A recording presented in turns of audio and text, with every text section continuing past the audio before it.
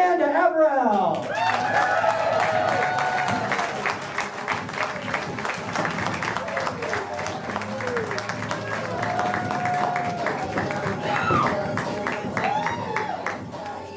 Something that you guys might appreciate, I'm leaving my clothes on. Yeah. I know what's wanted and I know what's not. Oh, man, this is a full room, lovely crowd. This is awesome, you guys. Oh, this is such a great time. I'm going to tell you guys something. I've been trying to lose a little bit of weight recently. Yeah, I know, this perfect body trying to lose weight. So I went out and I bought one of those Fitbits. But whenever I put it on, it gave my wrist muffin top. The only thing more embarrassing than that is having to buy a belt extender for that Fitbit, you guys. Saw me at my desk just poking holes in the end of it to make room for extra notches. I did start a new diet recently, though. I started an all-greens diet the other day. Today I've had 7 Shamrock shakes, and I'm feeling pretty good about it. And this diet will last until about the end of Lent. It'll be a good time. Being a bigger lady, it's a little bit weird with clothes. Like, as you can tell, this leather jacket does not zip up. There's not a chance. Not a goddamn chance. But I have a nephew who's 4. And he's learning things like tying shoes and zipping zippers. And he came up to me the other day and he goes, "Hey, Amanda, why isn't your coat zipped up?" And I'm like, "Oh, I don't know, buddy. Why don't you try zipping up my jacket for me?" That kid spent 40 minutes trying to zip up his coat. Someone has to teach him that life is hard, because his mom will not do that. It's not going to happen. No. The other thing that I don't like for larger ladies, I don't like ripped jeans. I don't like them on anybody. Ripped jeans, right? Like the pre-ripped ones. They're not realistic. Like, whenever I rip a pair of jeans, they don't rip here at the knee or here up cute by the pocket. No, whenever I rip a pair of jeans, they rip right here. Right this area. Yeah. It looks like a pork roast trying to escape its binding. Please don't use that Pinterest recipe on me. Don't put apples in there. Like, that's what it's saying. That is what it's saying. I recently started wearing leggings. I love them, but it's a little weird for me because my body is the shape of a mayonnaise packet you pull out of your purse. Oh yeah, you know about purse mayonnaise, and if anybody here doesn't, like, you're not living your best life if you don't have random condiment packets in your purse. I pull out a mayonnaise. I've got some fire sauce from Taco Bell. I've got some of that slick Chick-fil-A sauce. Oh yeah. Yeah, that's right. Awesome. The only thing that's missing is that Szechuan sauce from McDonald's. That's it. Fine, nobody else watches Rick and Morty? That's fine. No, but I have a weird body, and I made this rule now with whenever I wear leggings. They can't be too tight. Like it can't look like my badge is in need of a fist bump on the other end. It can't look like that. So now I'm running a very, very strict 2-knuckle rule. Just has to be 2 knuckles longer. Shirt's got to just be 2 knuckles deep. That's it. Just enough to cover that junk. That's exactly what it looks like. I don't know if you guys can tell this, but I don't have any kids. But my sister and all my friends do, and that is the worst. I'm really sorry for you people who have kids. It's bad. My best friend, she lives out in California, and she had her first baby recently.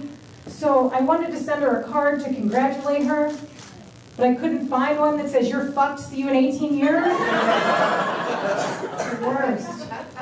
My other friend, her and I went on a road trip to Cleveland recently, and for the duration of the road trip, 2 hours up, 2 hours back, all we talked about was breastfeeding for 2 hours.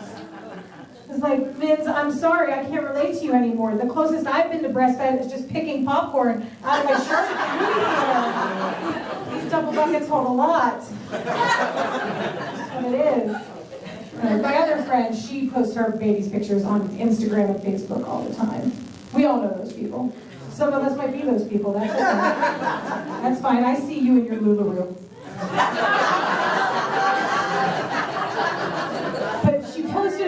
picture of her baby in this bassinet with a nice little foof of like bubbles on its head. And she's like, the best smell in the whole world is fresh baby smell. So I had to respond. You're wrong. The best smell in the whole world is fresh pizza smell.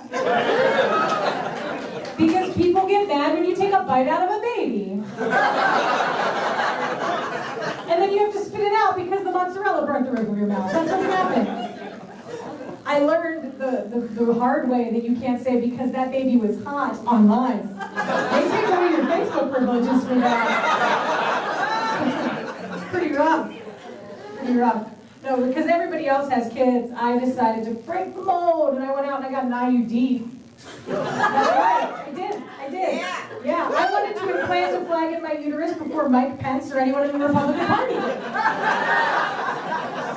They're waiting around. True. I know. And I also switched to the Diva Cup recently. Anybody here know what a Diva Cup is? Yeah, some of you do. If you don't, it's a shot glass for your poon. That's what it is. Once a month, that lady gets to take shots. You get to play that song, you have red food pop out, it's great. Oh, that was a bad reference. That was the first time I ever said that.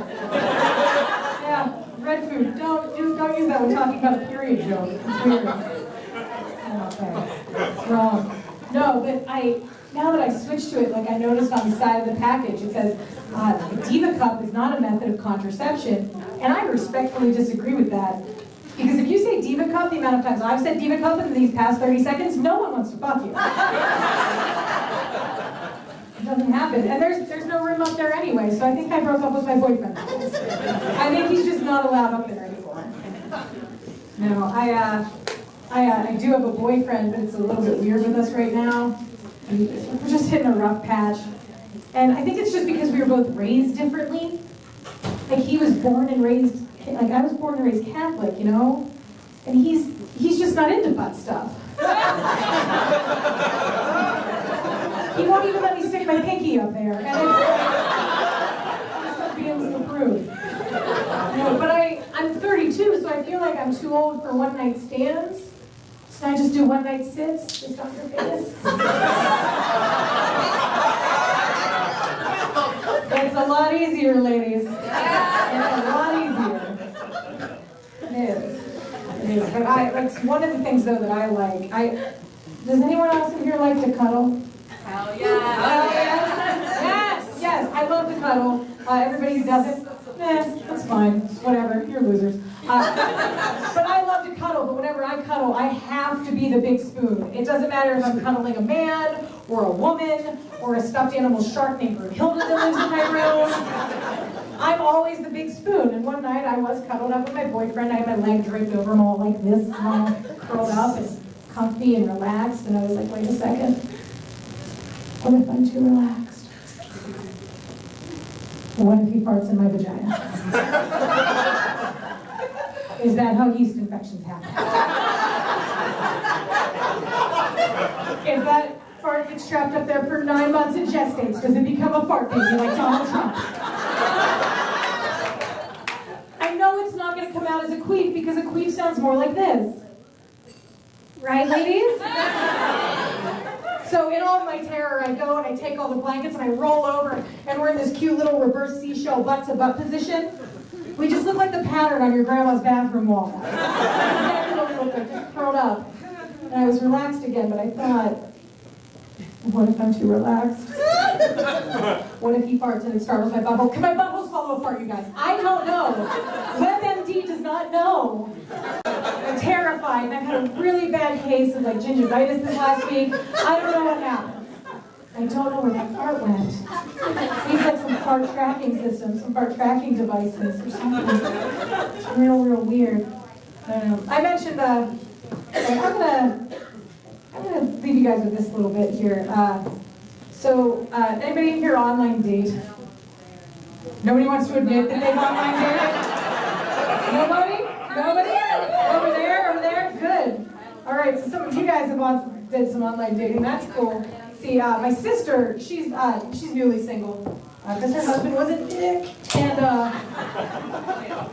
And like, it was weird because this dude I used to bone, note the significance of that wording there, guys. Dude I used to bone, sent her a message on OkCupid. And she's like, Amanda, I just don't know what to do. I'm like, dude, Court, I don't know what to do either. Like, should I warn him that you're a bitch? Or should I let you know you'll probably walk away from this situation with HPV? And I should know because I'm the one who gave it to him.